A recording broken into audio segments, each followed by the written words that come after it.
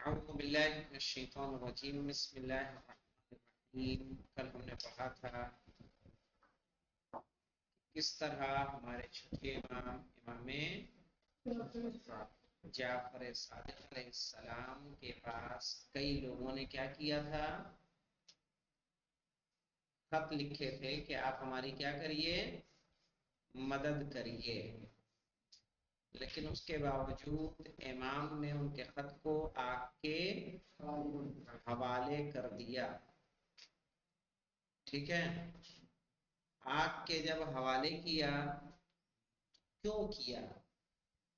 آئیے دیکھیے، کہنے قیام بنی عباس کے قیام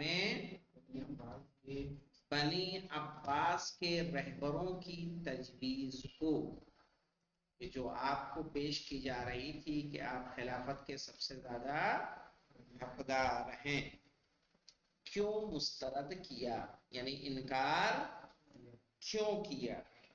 کیا وجوہات تھیں کہ جو آپ نے ان کی زندگی، یعنی اتنے بڑے عہدے کو خلافت کے قبول کرنے کی طرف آپ نے کوئی توجہ نہیں دی، بلکہ ان خطوط کو آگ کے حوالے کر دیا۔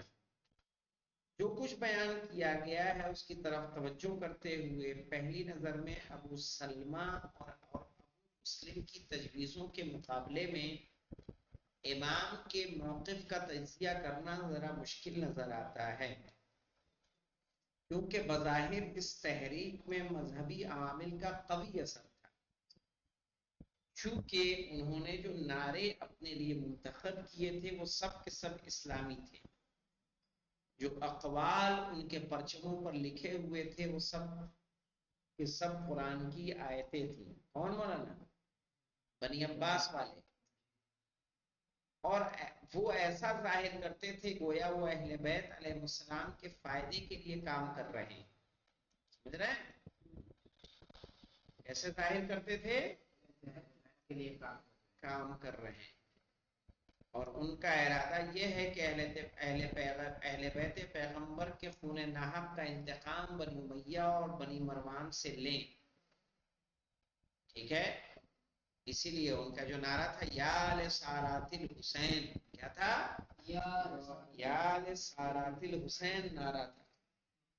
ٹھیک ہے، وہ اپنے انقلاب کو اہل بیت علیہ السلام سے مرتبط کرنے کی کوشش کرتے تھے، اگرچہ انہوں نے ابتدا میں اس خلیفے کا نام مشخص نہیں کیا تھا جس کی طرف وہ لوگوں کو دعوت دے رہے تھے، یعنی معین نہیں تھا، لیکن ان کا نعرہ یہ تھا الرضا من آل محمد۔ رضا کس کے لیے؟ یعنی خاندان محمد میں سے منتخب شخص کے لیے بیعت حاصل کرنے کی غرض سے قیام کیا ہے، یعنی جو ہوگا وہ کس کے خاندان سے ہوگا؟ آل محمد کے خاندان سے ہوگا۔ ان تمام باتوں سے پتہ چلتا ہے کہ عباسیوں کا قیام اسلامی اہداف کے لیے تھا، لیکن واقعات میں تھوڑی سی دقیق نظر کریں تو امام کے موقف کی اصل علت سمجھ جائیں گے۔ امام جعفر صادق علیہ السلام جانتے تھے کہ قیام کے رہبروں کا مقصد صرف اقتدار حاصل کرنا ہے۔ کیا حاصل کرنا؟ اقتدار حاصل۔ اگر وہ اہل بیت علیہ السلام کی طرف داری کا نعرہ لگاتے ہیں تو صرف محبان اہل بیت کی حمایت حاصل کرنے کی غرض سے، تاکہ جو اہل بیت کے چاہنے والے ہیں وہ ان کے کیا بن جائیں؟ حامی بن جائیں۔ صحیح ہے نا؟ ہاں بھائی دیکھیے، سیاست اس طرح کی چیز ہوتی ہے کہ مثال کے طور پر اگر آپ دیکھیں آج کی حکومت میں کہ جو ہندو اور مسلم کا نعرہ وہ کیا جاتا ہے، الگ الگ کیا جاتا ہے، کہ تمام ہندوازم کو بھڑکایا جاتا ہے کس کے خلاف؟ مسلمانوں کے خلاف، تاکہ سب کو جمع کیا جا سکے۔ لیکن کیا مجھے بتائیے، جو پچھڑے قسم کے لوگ ہیں جیسے چمار ہیں، دوسرے افراد ہیں، کیا ان کو ان کا حق ملتا ہے؟ ان کو مندروں میں جانے تک کی اجازت نہیں، یعنی مسلمانوں کے خلاف ان کو کیا درشایا جاتا ہے؟ ہندو۔ لیکن جب وہ ہندو گیری کرنا چاہتے ہیں، بہت سے ایسے علاقے ہیں جہاں دلت جو ہوتے ہیں ان کو گھوڑا پہ چڑھنے کی، دلہا ان کا شادی ہو تو گھوڑے پہ چڑھنے کی اجازت نہیں ان کو. تو اسی طرح وہ تھا کہ ان کا نعرہ اہل بیت کے لیے تھا تاکہ اہل بیت کے جو چاہنے والے ہیں ان کا ساتھ دے دیں، تھا حکومت ان کا حاصل کرنا ہی مقصد تھا. تاریخی روایات واضح طور پر اس بات کی گواہ ہیں کہ ابو سلمہ خلال نے خراسان کی فوج کے کوفہ پہنچنے پر سیاسی امور کی باگڈور اپنے ہاتھوں میں لے کر سیاسی اور فوجی عہدوں کو اپنے طرفداروں میں بانٹنا شروع کر دیا تھا، اور وہ یہ چاہتا تھا کہ ایک عالمی خلیفہ کو منتخب کر کے حکومت کا اصلی اقتدار اپنے ہاتھوں میں رکھے، اور خلیفہ بس صرف ظاہری اور نمائشی ہو. یعنی اگر امام تو اس کی دعوت کو قبول کر لیتے تو امام نمائشی طور پہ تو خلیفہ ہوتے، لیکن اقتدار کا ساری ذمہ داری کس کے پاس ہوتی؟ بنی عباس کے پاس ہوتی. امام جانتے تھے کہ ابھی مسلم اور ابو سلمہ اہل بیت میں سے ایک روشن چہرے کی تلاش میں ہیں تاکہ اس کے چہرے اور محبوبیت کو اپنے اہداف تک پہنچنے کی راہ میں استعمال کریں. صحیح ہے نا؟ یعنی لوگوں کے درمیان جو اس کی اہمیت ہے اس سے اس کا استعمال کریں. اور آپ یہ بھی جانتے ہیں کہ وہ لوگ آپ کی امامت پر عقیدہ نہیں رکھتے تھے، اور نہ اس بات کو ضرورت نہیں تھی کہ ایک ہی مضمون کے 3 خط خاندان پیغمبر کی 3 شخصیتوں کے نام لکھے جائیں. ہے کہ نہیں؟ کیا ضرورت تھی؟ اگر وہ امام کو، چھٹے امام کو امام مان رہے ہوتے تو عمر اشرف کو جو انہوں نے خط لکھا، یا جو عبداللہ ابن حسن ابن ابی طالب علیہ السلام کو خط لکھا، جن کو عبداللہ محض کہا جاتا تھا، تو 3 کو لکھنے کی کیا ضرورت تھی؟ جس کو امام مان رہے تھے خالی ان کو خط لکھتے نا، ہے نا؟ اگر وہ چھٹے امام کو امام مان رہے تھے تو باقی 2 کو خط لکھنے کی کوئی ضرورت نہیں تھی، لیکن انہوں نے 3 کو لکھا. اس کا مطلب کہ وہ ایک چھٹے امام کی امامت کے اقرار بھی نہیں کرتے تھے. امام نہایت دانائی کے ساتھ، دانائی سمجھتے ہیں مولانا؟ چالاکی، ہوشیاری کے ساتھ. امام نہایت دانائی کے ساتھ یہ بات جانتے تھے کہ قیام کے اصلی نقشہ نویس بنی عباس ہیں، اور ان کا مطمع نظر حکمرانی و اقتدار کی اپنی تمنائیں بتلانے کے سوا کچھ نہیں ہے. ان کا ہدف یہ ہے کہ صرف کیا کریں؟ کسی بھی طرح سے حکومت کو حاصل کر لیں، حکومت ان سے جانی نہیں چاہیے. انہوں نے ابو مسلم، ابو سلمہ جیسے دوسرے افراد کو اپنا آلہ کار بنا رکھا تھا. آلہ کار یعنی اپنا ہتھیار، سمجھ رہے ہیں؟ ان کے لیے کام کرنے والے آدمی. امام جانتے تھے کہ وہ عنقریب اس شخص کو جو ان کے کام نہ آئے یا ان کی راہ میں رکاوٹ بنے، وہ اسے نابود کر دیں گے، جیسا کہ ابو مسلم، ابو سلمہ، سلیمان بن کثیر اور دوسرے افراد کے ساتھ ہوا. سمجھ رہے ہیں مولانا؟ کہ جو ان کے کام نہ آئے بنی عباس کے اور ان کے کاموں میں رکاوٹ بنے، انہیں ختم کر دیں گے. ابو مسلم کو مار ڈالا مولانا، ابو مسلم کے جس کی وجہ سے ان کو حکومت ملی، ابو مسلم کو خراسانی، اس کو منصور دمانقی نے مارا، مسلمہ کو مارا. صحیح، جنہوں نے دونوں نے خط لکھا تھا امام چھٹے امام، سلیمان بن کثیر کو مارا. امام اچھی طرح سے یہ بات جانتے تھے کہ ابو سلمہ اور ابو مسلم جیسے افراد فریب کا شکار ہو چکے ہیں، انہیں بھی دھوکہ دیا جا رہا ہے، اور اسلام و اہل بیت و صراط مستقیم پر نہیں ہے. لہذا آپ کسی بھی عنوان سے ان کی مدد کرنے اور ان کے اقدامات کو مشروع اور جائز بنانے کے لیے راضی نہیں تھے، کیونکہ انقلاب کے سردار آپ کے مکتب کے افراد نہیں تھے، شیعہ تو نہیں تھے. وہ سب وہ لوگ انتقام لینے کی قدرت حاصل کرنے اور سختی برتنے کی راہ میں زیادتی سے کام لیتے تھے، اور ایسے کام انجام دیتے تھے جن کی کوئی بھی دیندار مسلمان گوارا نہیں کر سکتا، جیسا کہ تاریخ میں ابو مسلم خراسانی کی خباثتوں کے خوفناک نمونے موجود ہیں. جو حجاج بن یوسف کی خباثتوں کو ذہنوں میں زندہ کر دیتے ہیں۔ امام جعفر صادق علیہ السلام کی اپنے ایک صحابی کے ساتھ ہونے والی گفتگو اس موضوع کو واضح کر دیتی ہے۔ سدیر سیرفی سے روایت ہے کہ میں امام علیہ السلام کے پاس پہنچا اور آپ سے کہا کیوں بیٹھے ہوئے؟ امام نے فرمایا سدیر کیا واقعہ پیش آ گیا ہے؟ سدیر نے کہا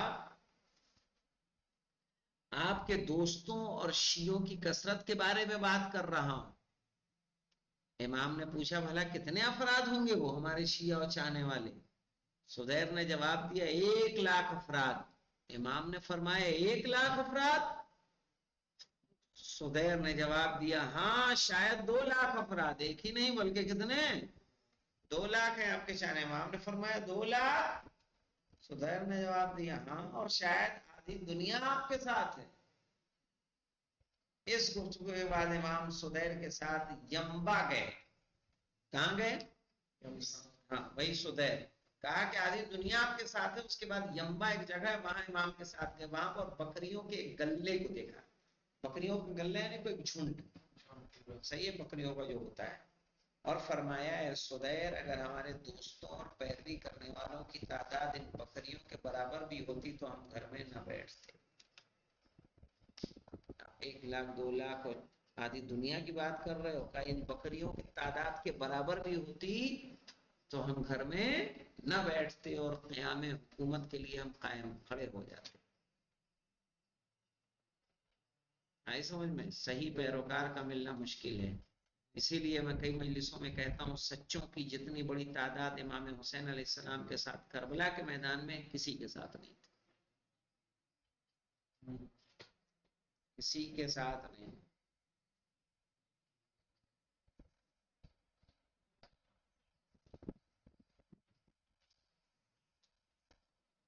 اب ان باتوں سے نتیجہ نکلتا ہے کہ امام کا باقی نظریہ یہ تھا کہ صرف حکومت کو ہاتھ میں لے لینا کافی نہیں ہے، اور جب تک حکومت کو مختلف طاقتوں اور لوگوں میں آگاہ افراد کی حمایت حاصل نہ ہو، انقلاب اور اسلامی اصلاح کا پروگرام عمل میں نہیں آ سکتا۔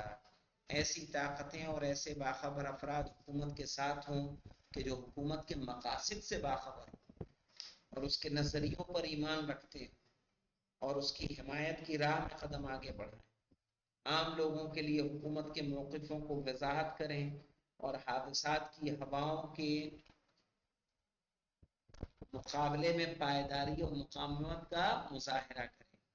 امام کی گفتگو سے یہ پتہ چلتا ہے کہ اگر امام کے لیے اپنے دوستوں اور اپنی طاقتوں پر بھروسہ کرنا ممکن ہوتا کہ جو کامیابی کے بعد اسلام کے مقاصد کو عمل میں لائے، تو آپ ہمیشہ مسلح قیام کے لیے کیا ہوتے؟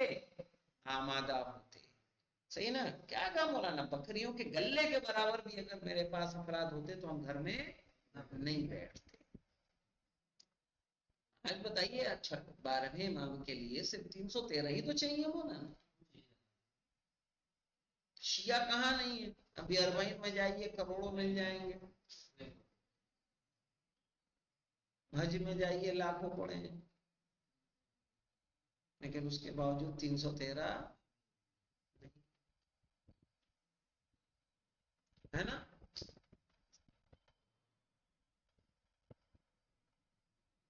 کہ امام کی گفتگو سے پتہ چلتا ہے کہ امام کے لیے اپنے دوستوں اور اپنی طاقتوں پر بھروسہ کرنا ممکن ہوتا کہ جو کامیابی کے بعد اسلام کے مقاصد کو عمل میں لاتے تو آپ ہمیشہ مسلح قیام کے لیے کیا ہوتے؟ آمادہ ہوتے، لیکن حالات اور زمانے کے شرائط اس کام کی اجازت نہیں دیتے تھے، کیونکہ یہ ایسا کام تھا کہ اگر قطعی طور پر شکست کا سامنا نہ بھی کرنا پڑتا پھر بھی اس کے نتائج کی کوئی ضمانت نہیں تھی، یا دوسرے لفظوں میں اگر ان موجودہ حالات میں قیام کو شکست نہ بھی ہوتی پھر بھی اس کی کامیابی حتمی نہیں تھی، یقینی نہیں تھی کہ کامیاب ہو جائیں گے۔ کامیاب ہوں گے تو کتنا باقی رہ پائیں گے؟ چونکہ اور لوگوں کا کیا تھا مولانا؟ لوگ مفاد پرست تھے نا، سمجھ رہے ہیں، دنیا کے لالچی تھے، اسی لیے آپ کیا سمجھتے ہیں کربلا میں صرف 72 پہنچے تھے نا مولانا؟ جب مکے سے چلے تھے تو مکے سے چلتے چلتے آپ کے ساتھ ایک جم غفیر ہو گیا تھا، لوگ یہ سوچ رہے تھے امام حسین علیہ السلام کو کہ ادھر کوفہ پہنچیں گے اور کوفے والے آپ کا استقبال کریں گے اور حکومت ان کے ہاتھ میں آئے گی، کوئی وزیر بن جائے گا، کوئی وزیر مالیت بن جائے گا، کوئی کسی کو کوئی عہدہ مل جائے گا، کسی کو کوئی عہدہ مل جائے گا، چلو سب ہو لیے ساتھ میں۔ لیکن جب جناب مسلم کی شہادت کی خبر آئی اور امام نے خطبہ دیا تو جو دنیاوی لالچ کے غرض سے جڑے ہوئے تھے وہ سارے کے سارے کیا ہو گئے؟ اسی لیے کربلا کے میدان میں جب آپ پہنچے ہیں تو کیسے پہنچے ہیں؟ ایک دم نمائندے، یعنی کیسے؟ یعنی چھٹے ہوئے افراد کو لے کے پہنچے ہیں جنہیں ہر طرح سے آزمایا جا چکا تھا۔ اسی لیے شب عاشور جب آپ نے اپنے اصحاب سے جانے کے لیے کہا ہے تو ایک شخص بھی اپنی جگہ سے حرکت نہیں کرتا۔ کیوں؟ کیونکہ ان کی بار بار آزمائش ہو چکی ہے، ورنہ ہم اور تم رہیں تو کب کا میدان چھوڑ کے کیا کریں؟ چلے جائیں۔ امام جب کہہ رہے ہیں کہ دیکھو جنت کی ضمانت میں لے رہا ہوں، میں تمہیں اجازت دے رہا ہوں، بچوں کا ہاتھ پکڑو انہیں لے کے چلے جاؤ، رات کی تاریکی کا فائدہ اٹھائے چلے جاؤ، لیکن اس کے باوجود کوئی نہیں گیا۔ ہم ہوتے ہیں چلو اچھا موقع ہے نکل لو، ہے یا نہیں ہے؟ کوئی لیتا ہے مشکلوں میں جانے کے، کوئی سوچتا ہے؟ لیکن ویسے جانباز تھے کہ انہوں نے ہر حال میں کسی بھی حالت میں امام حسین علیہ السلام کو چھوڑنا گوارا نہیں کیا اور امام کے ساتھ اپنی جانوں کو قربان کیا۔